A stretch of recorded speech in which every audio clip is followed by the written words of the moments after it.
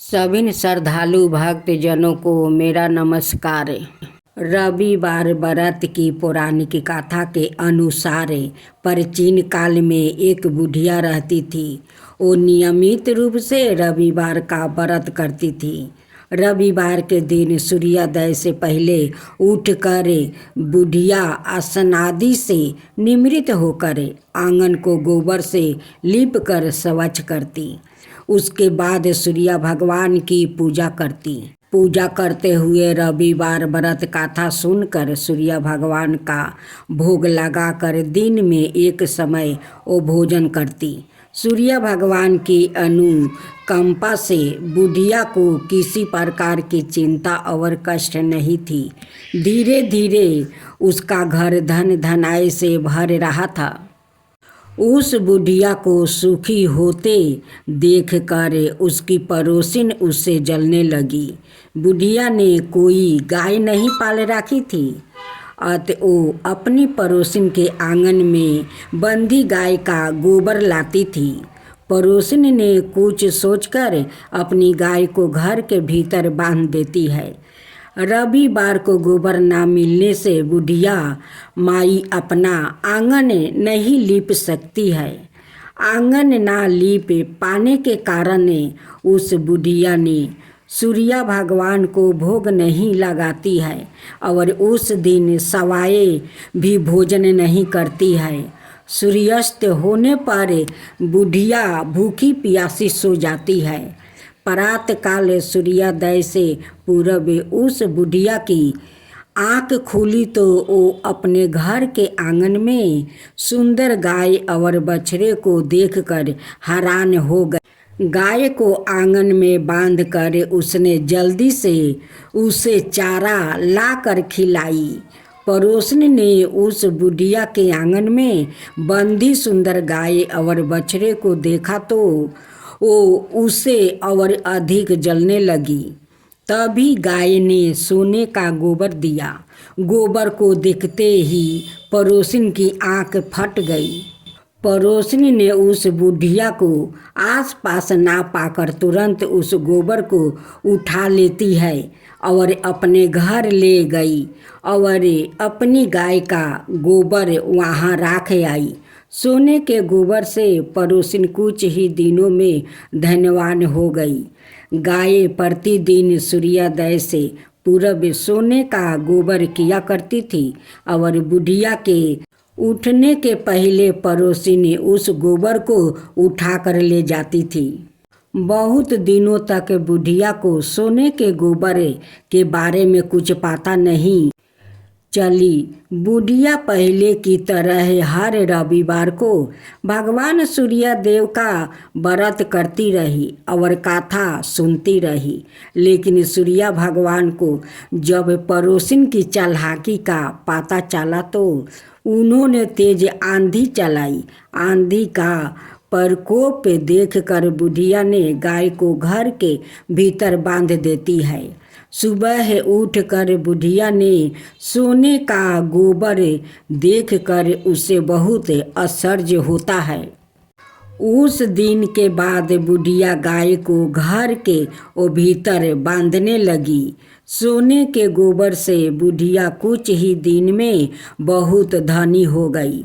उस बुढ़िया के धनी होने से पड़ोसिन बुरी तरह जल भूनकर राख हो गई और उसने अपने पति को समझा बुझा कर उसे नगर के राजा के पास भेज दिया। सुंदर गाय को देखकर राजा बहुत खुश हुआ। सुबह जब राजा ने सोने का गोबर देखा तो उसके आश्चर्य का ठिकाना नहीं रहा। उधर सूर्य भगवान बुढ़िया को भूखी प्यासी देख कर इस तरह प्रार्थना करते देख कर उस पर बहुत करुणा आई। उसी रात सूर्य भगवान ने राजा को सपने में कहा, राजन, बुढ़िया की गाय वो बछड़ा तुरंत लौटा दो, नहीं तो तुम पर विपत्तियों का पहाड़ टूट पड़ेगा, तुम्हारा महल नष्ट हो जाएगा। सूर्य भगवान के सपने से बुरी तरह भयभीत राजा ने परात उठते ही गाय और बछड़ा बुढ़िया को लौटा दिया। राजा ने बहुत सा धन देकर बुढ़िया से अपनी गलती के लिए क्षमा मांगी। राजा ने पड़ोसिन और उसके पति को उनकी इस दुष्टता के लिए दंड दिया। फिर राजा ने पूरे राज्य में घोषणा करवाई कि सभी स्त्री पुरुष रविवार का व्रत किया करें। रविवार का व्रत करने से सभी लोग के घर धन धनाए से भर गए। राज्य में चारों ओर खुशहाली छा गई। स्त्री पुरुष सुखी जीवन बिताने लगे और सभी लोग के शारीरिक कष्ट भी दूर हो गया। तो बोलो सूर्य भगवान की जय, सूर्य देव की जय। चालू भक्त जनों को मेरा प्रणाम। माँ लक्ष्मी जी की विस्तृत कथा। एक समय की बात है, समुद्र मंथन हुआ जिसमें अनेक रत्न निकले।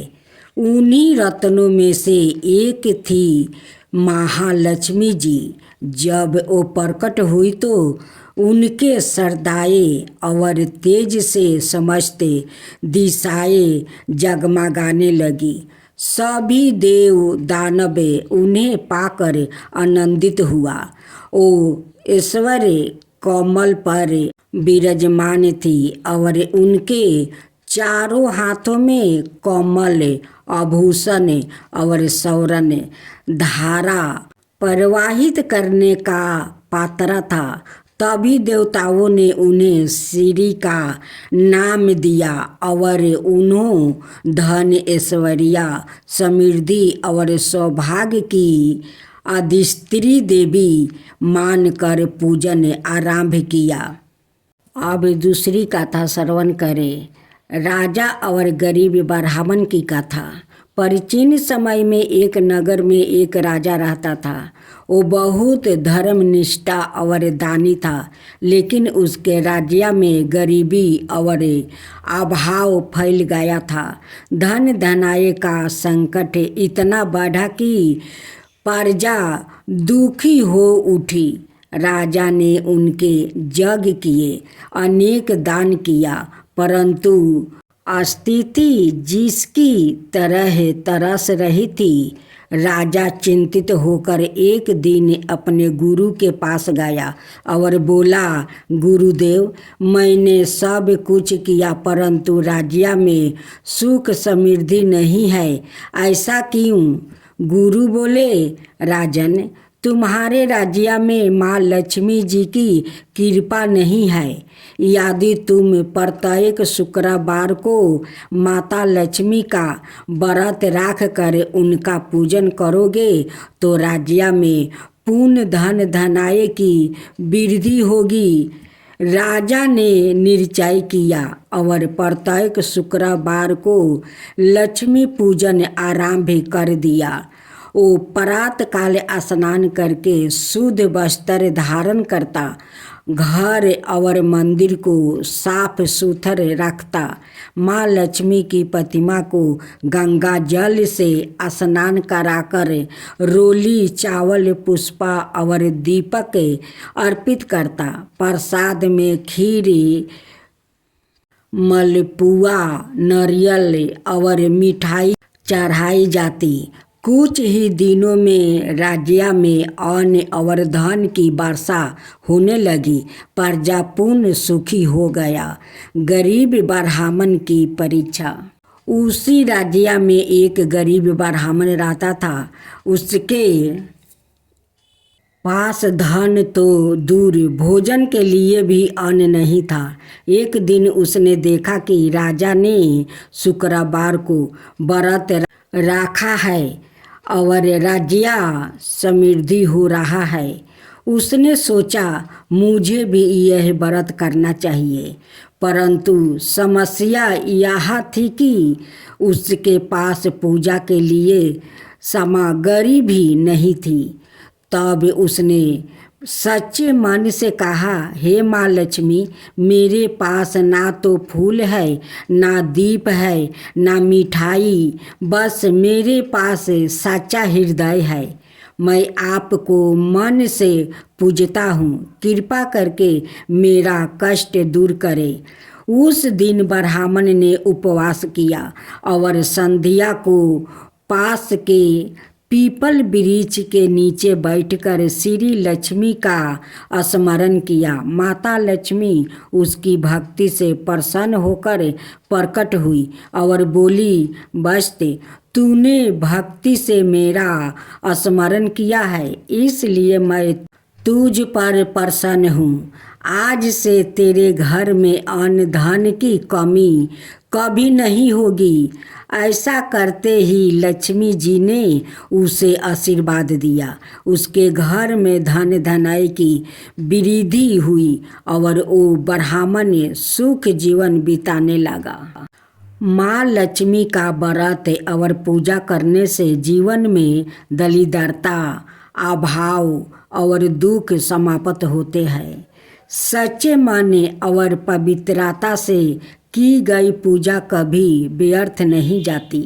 जो हर शुक्रवार को व्रत करता है और लक्ष्मी जी की आराधना करते हैं, उसके घर में सुख समृद्धि धन धनाई और शांति बनी रहती है। जो भक्त श्रद्धा और विश्वास से माँ लक्ष्मी जी की कथा सुनता है या सुनाती है, उसके घर में धन धनाई की वृद्धि होती है और लक्ष्मी जी सादा उसके परिवार पर कृपा करती है। इस प्रकार भक्त जनों महारविवार व्रत कथा का श्रवण और पूजन करने से मनुष्य के समस्त कष्ट, रोग, दोष और दरिद्रता दूर होती है। सूर्य देव अपने भक्तों पर प्रसन्न होकर आरोग्य, ऐश्वर्य, दीर्घायु और शांति सुख प्रदान करते हैं। जो भी श्रद्धा और नियम पूर्वक इस व्रत को करता है, उसके जीवन में प्रकाश, शांति और अब हम सबको चाहिए कि श्रद्धा भक्ति से रविवार व्रत की पूजा और कथा श्रवण करें, सूर्य नारायण की कृपा को प्राप्ति करें। साथ में महालक्ष्मी व्रत कथा को श्रवण करें और महालक्ष्मी की कृपा प्राप्ति करें।